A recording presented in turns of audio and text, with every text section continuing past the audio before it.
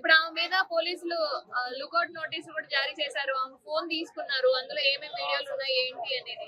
అంటే ఇట్లా సోషల్ మీడియాలో ఏ వీడియో పెడుతున్నాం ఏంటి అనేది తెలియకుండా చాలా మంది వైరల్ అవ్వడానికి పెడుతుండ్రు. అట్లా చాలా మంది అట్లా మనం రోజుకి ఎన్ని చూడాలి.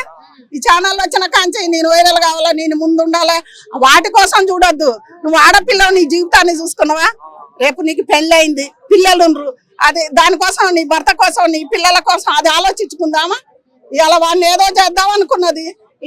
ఈమె బొందల పడ్డది. బొందలంటే పోలీసు వాళ్ళు పట్టుకున్నారు. వాళ్ళు పోలీసు వాళ్ళు తీయరా? మగ పిల్లగాని మాత్రం వదిలిపెడతారా? వాడు తప్పు చేసిన వాడిని కూడా అంతే. చెప్పు.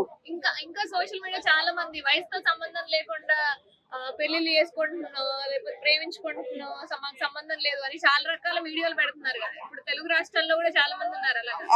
వాళ్ళ మీద మీ స్పందన ఏంటి? అట్లా పెట్టకూడదు. పెద్దోళ్ళు చిన్నోళ్ళు అంటే అందరు తప్పు చేస్తారా?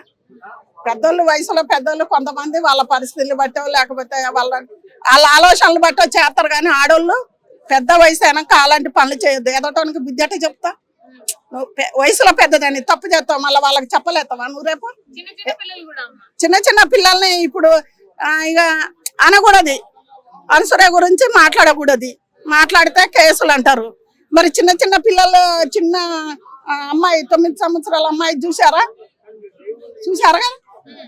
అది ఏడుపు రావట్లేదా చూసేటాళ్ళకు? ఎంత బాధాకరం ఆ విషయం. అమ్మాయిని చూస్తే అబ్బాయికి ఏం తెలుసు? మన తల్లి కడుపులకే పుట్టినట్టు మనం నగ్మమ్మ కొన్ని పెడుతుంటే చూసే కదా. అలా పెట్టకూడదు కదా. ఈ యూట్యూబ్లో కానీ ప్రతి ఒక్కలే కానీ ఛానల్లో కానీ వాటి గురించి కూడా మాట్లాడాలి. అవన్నీ కట్టడి చేయాలని మేము అనుకుంటున్నాం పెద్దోళ్ళం. అది